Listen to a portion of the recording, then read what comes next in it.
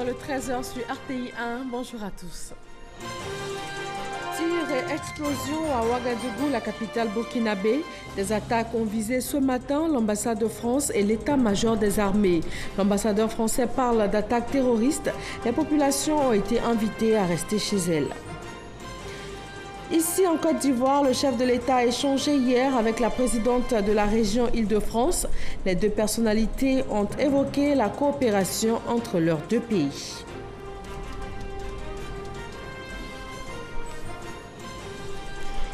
Les pathologistes, des médecins très peu connus des populations ivoiriennes, mais pourtant bien présents au quotidien. Qui sont-ils? Comment exercent-ils au quotidien? Des réponses tout à l'heure. Merci d'être sur RTI 1 ce vendredi 2 mars. Direction tout de suite le Burkina Faso. Des attaques ont visé le centre de Ouagadougou. Les cibles sont l'état-major des armées et l'ambassade de France. Des tirs intenses et une explosion se seraient fait entendre sur place. L'ambassadeur français parle d'attaques terroristes. Les populations ont été invitées à rester chez elles. Patricia Oumouetia est avec nous au téléphone en direct de Ouagadougou. Bonjour Patricia. Bonjour Fatou. Quels sont réellement les sites visés? Tout à fait, Fatou. Cette attaque perpétrée dans la capitale burkinabé ce matin se déroule dans une zone où se trouve l'ambassade de France et le premier ministère situé en plein cœur de Ouaga. On nous signale également une détonation à l'état-major. Pour l'heure, la situation est encore confuse.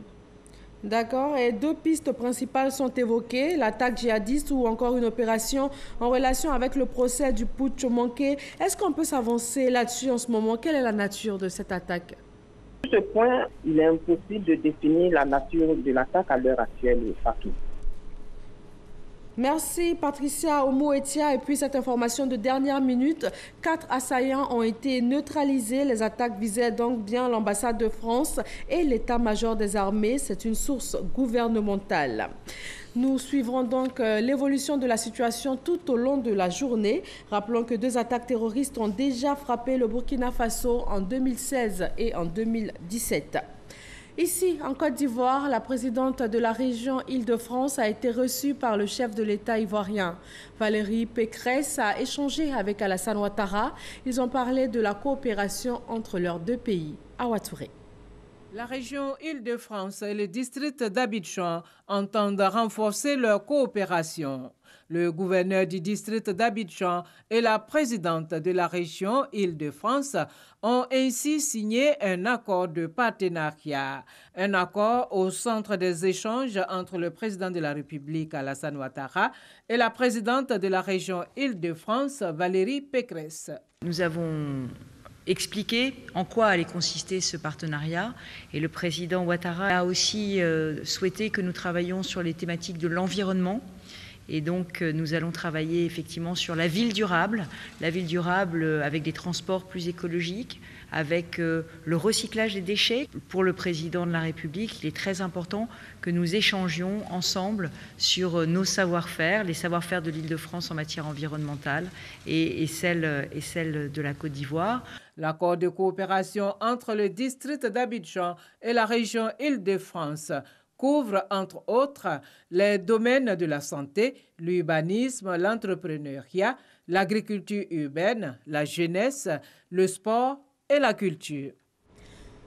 Le vice-président ivoirien a échangé avec le vice-ministre indien aux Affaires étrangères.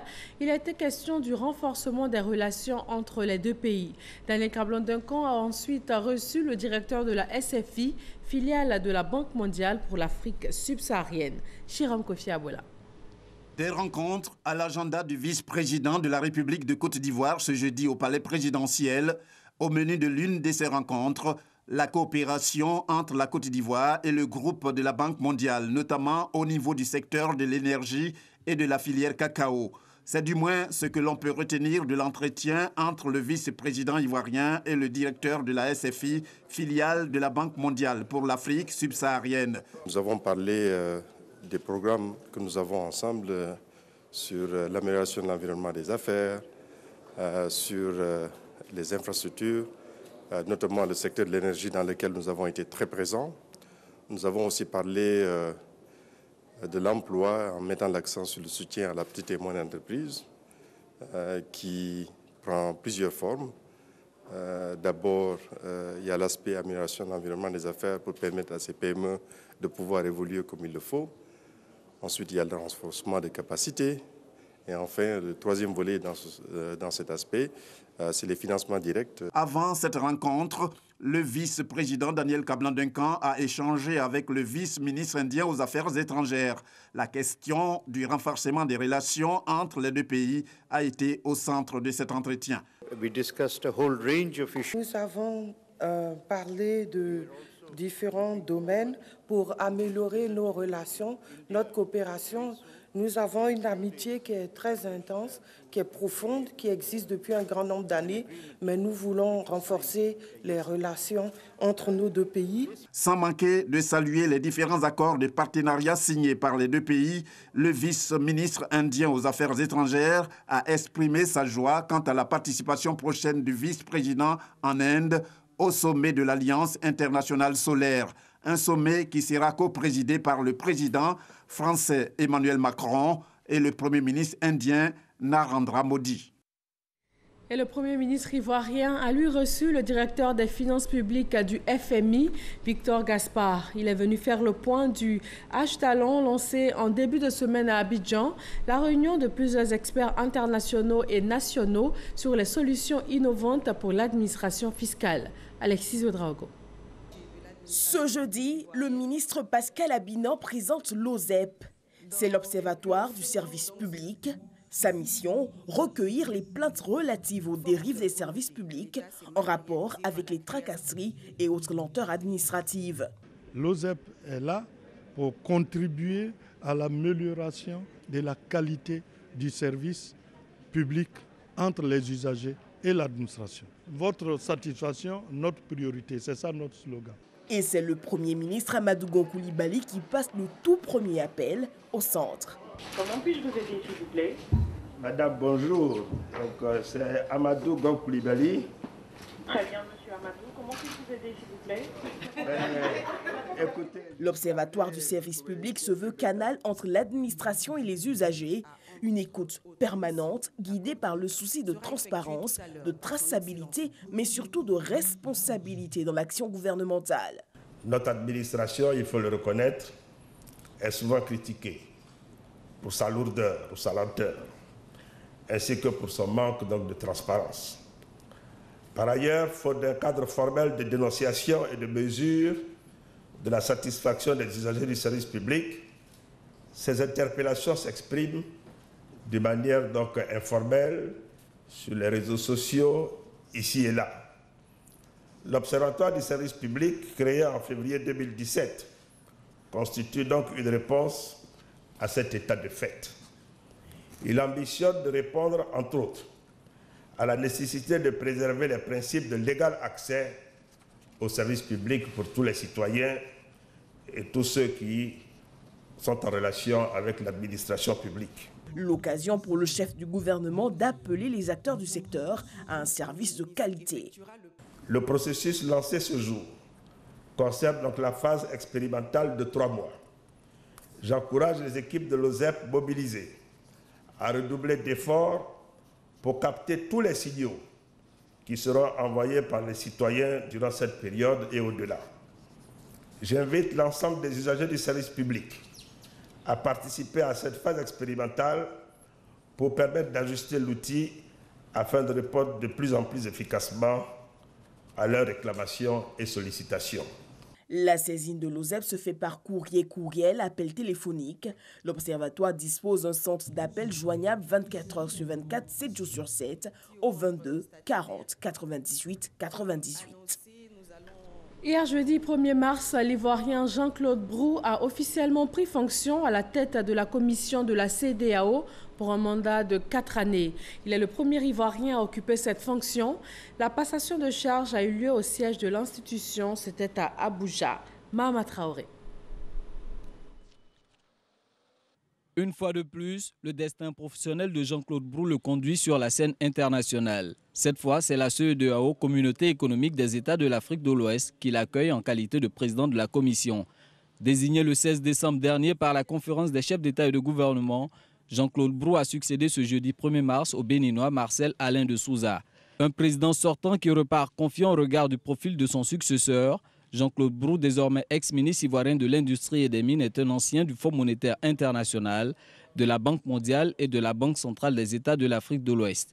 M. Brou est un cadre compétent et expérimenté, bien au courant des défis majeurs de notre région et des grands sujets qui préoccupent actuellement notre organisation régionale.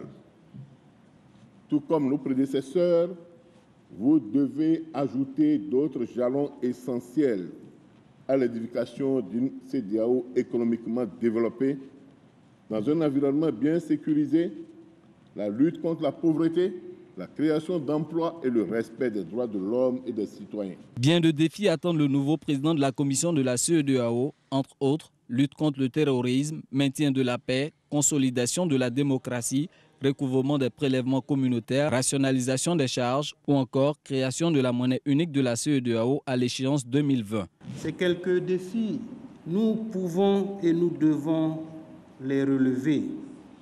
Cela est possible avec de l'audace, de l'innovation, de la rigueur et l'engagement de tous à œuvrer dans le sens de la vision tracée par les chefs d'État et de gouvernement.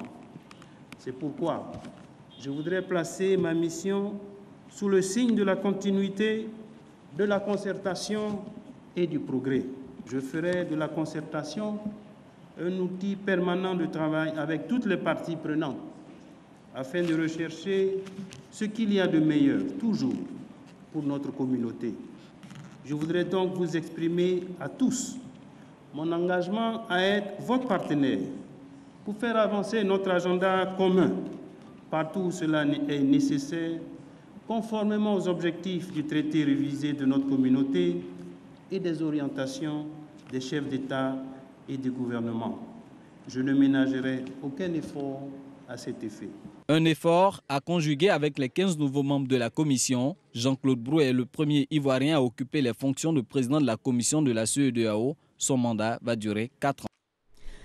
Le ministre d'État, ministre de la Défense, séjourne depuis ce mercredi à Doha, au Qatar. À son arrivée pour cette visite de travail, Ahmed Bakayoko a été accueilli par son homologue, le vice-premier ministre de la Défense du Qatar, le point de Michel Digré. Un détachement de l'armée qatari rendant les honneurs militaires au ministre ivoirien de la Défense. Ahmed Bakayoko entame ainsi sa visite de travail de 72 heures au Qatar.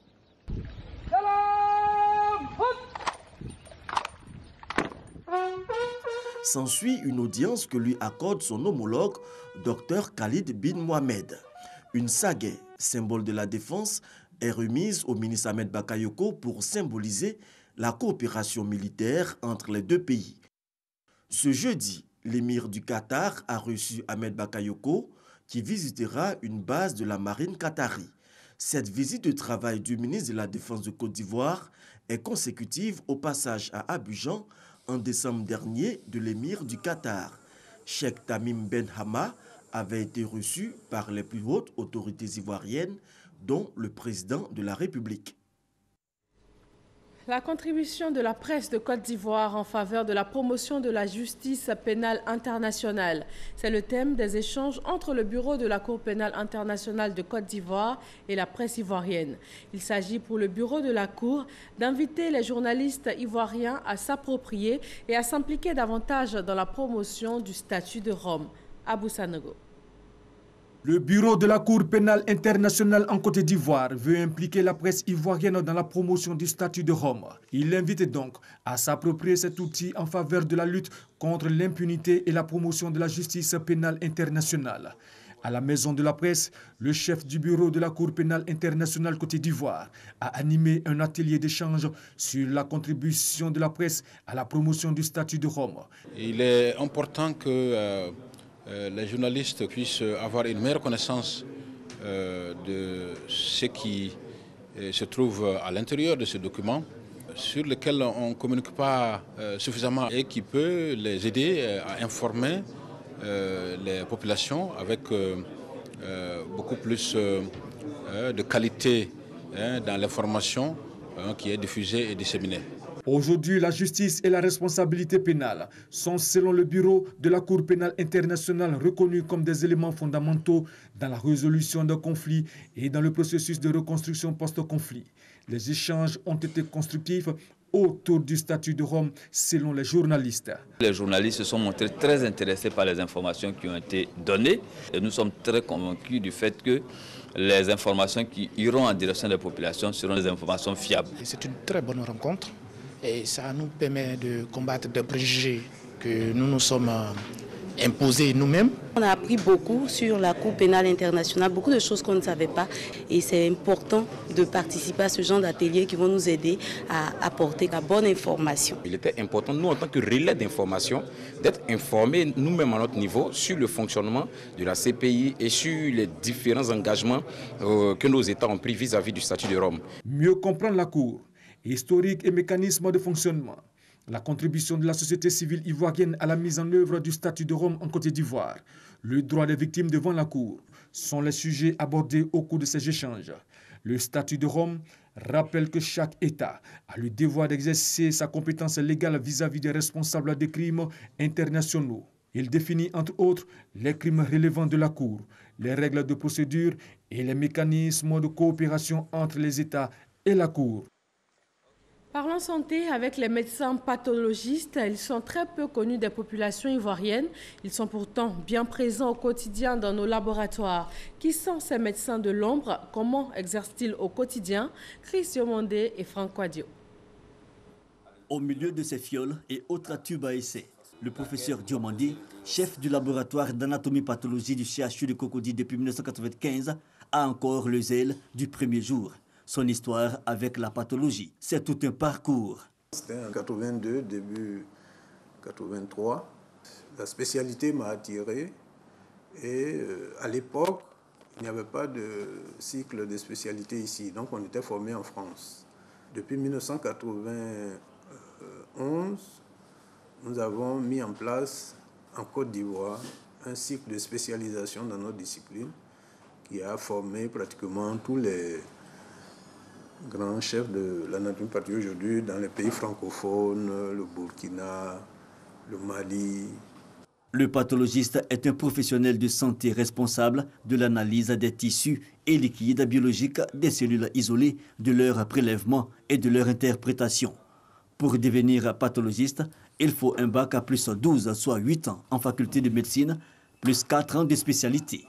Les pathologistes sont des médecins au même titre que ceux exerçant dans les CHU, les CHR ou dans les autres centres de santé. Leur particularité, ils exercent principalement dans les laboratoires. Toute cellule qui est anormale dans le corps, nous, on l'examine, à condition qu'elle soit prélevée. Donc, il faut que le prélèvement soit fait dans de bonnes conditions. Donc, il va mettre votre prélèvement dans le formol, dans un flacon, et il va faire un bulletin d'examen où il doit expliquer au pathologiste qui va examiner plus tard, voilà les résultats de l'endoscopie. Le pathologiste va examiner le tissu et puis faire un compte rendu. Les patients reviennent après le délai demandé pour prendre leur rapport, compte rendu, le remettre à leur médecin traitant qui fera maintenant le traitement qu'il faut. Mais la pratique de ce métier, que des difficultés. On ne dispose pas de tout l'environnement technologique qui va nous permettre de jouer notre rôle dans le système de soins. En termes d'appareils déjà pour travailler, de réactifs qui connaissent des ruptures, de techniciens qui ne sont pas en nombre suffisant, alors que la demande en examen est extraordinaire. N'empêche, la spécialité reste passionnante et le professeur Diomandé d'encourager les étudiants à l'embrasser. Nous lançons un appel aux bonnes volontés qui peuvent offrir des bourses aux étudiants qui voudraient faire la pathologie. Je pense que ça peut motiver les jeunes médecins qui sont sur le marché. En Côte d'Ivoire, ils sont 18 pathologistes à exercer dans les CHU de Cocody, Treichville et Boaké. Un effectif jugé insuffisant et un métier méconnu des populations. Pour mieux vulgariser cette science, la Société ivoirienne de pathologie soutenue par l'Académie internationale de pathologie organise ses deuxième journée scientifique. Le thème, pathologiste, environnement et cancer. L'environnement provoque le cancer et le pathologiste pose le diagnostic de cette étude du cancer pour que le médecin clinicien puisse prendre le malade en charge à temps et correctement. Nos différents pays n'arrivent pas à comprendre l'importance du pathologiste dans la prise en charge du cancer. Et donc là, il faut un plaidoyer pour que nos laboratoires soient de plus en plus mieux équipés. Parrain de ces journées scientifiques, le président Henri Konan Bédié, représenté par le professeur Maurice Kakougi-Kayoué, est venu porter un message. Le président a félicité cette mobilisation dynamique du gouvernement, mais tout cela ne peut pas aller loin et être efficace si on n'a pas des diagnostics précis, si on n'a pas de bons anatomistes formés, si on n'a pas de bons laboratoires d'anatomopathologie avec les réactifs qu'il faut. Il a pris l'engagement d'être le champion, de faire le plaidoyer pour que la discipline puisse se développer en Côte d'Ivoire. 3 jours de réflexion autour de ce thème axé sur le cancer, une maladie qui prend de l'ampleur dans le monde avec plus de 8 millions de décès en 2015 selon l'OMS. Pour ces pathologistes, ces journées visent à travailler en synergie pour faire face à cette menace.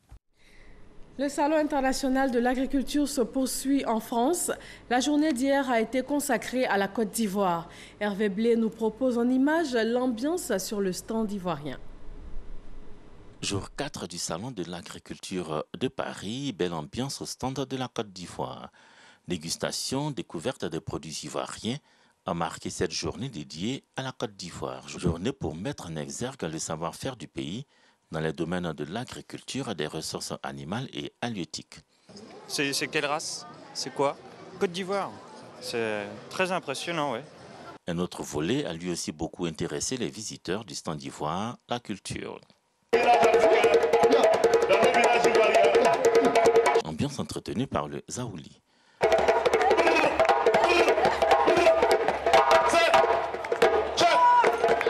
Les adeptes de la musique traditionnelle ivoirienne ont été bien nombreux ce jeudi, sous le regard admiratif du ministre des Ressources animales et halieutiques, Kobena Kwasi Adjoumani. La journée dédiée à la Côte d'Ivoire a traîné du beau monde. Retour sur le sol ivoirien. Après le ministre Amadou Gon Coulibaly, la tribune Le Petit-Déj du patronat reçoit le gouverneur de la BCEAO. En première ligne, le rôle de la Banque centrale dans le développement du secteur privé. Cheikh Koné. Le secteur privé ivoirien est l'un des plus dynamiques de la sous-région. En 2017, il a contribué pour 77,9% à la richesse nationale, 70% à l'investissement et plus de 75% à des crédits bancaires. Des performances remarquables, mais plombées par des contraintes liées aux difficultés d'accès au financement. Cette rencontre d'échange a permis au gouverneur Tiemoko Koné de faire le point des réformes entreprises par la BCEAO pour le développement du secteur privé. De 1973 à la création de la Banque ouest-africaine de développement, qui est l'institution commune de financement et de développement des économies de l'Union et qui apporte des crédits tant au secteur public qu'au secteur privé. L'Institut des missions a également contribué à la création en 1996 du marché financier régional. Au nom des initiatives annoncées, le gouverneur de la BCEAO a fait cas de la mise en place d'un dispositif de soutien dédié spécifiquement au financement des PME. Lorsque le dispositif sera en place, il permettra d'apporter des innovations. Et la première de ces innovations, c'est le partage du risque. Revenant sur l'actualité relative à la création d'une monnaie unique de la CEDEAO d'ici à 2020, Tiemoko Koné a donné des garanties sur la contribution que cette monnaie pourrait apporter dans le développement du secteur privé. Il s'agit entre autres de la facilitation des échanges commerciaux ainsi que la fluidité des transactions entre les pays membres. Pour le patronat, ces échanges à bâton rompu ont permis de lever de nombreux équivoques. Nous avons eu un éclairage de monsieur le gouverneur sur l'évolution économique de notre zone, de notre région économique, et ce qui est également très important pour les chefs d'entreprise. Comme lors de la première édition, cette seconde édition a réuni plusieurs personnalités au nombre desquelles des ministres, des hommes d'affaires. La 3e édition de ce cadre d'échange est prévue se tenir dans le 2e semestre de l'année 2018. Revenons sur ce fait qui a secoué la Côte d'Ivoire tout entière, l'enlèvement et l'assassinat du petit Bouba, âgé de seulement 4 ans. Le gouvernement a exprimé sa compassion et son soutien à la famille. Mamadou Kouassi. Difficile et douloureuse séparation. Le petit Traoré Aboubakar, dit Bouba, enlevé puis assassiné et porté en terre sous le regard impuissant de son père. Ce moment a mobilisé des centaines de personnes, des membres de la famille, des amis, mais aussi des anonymes.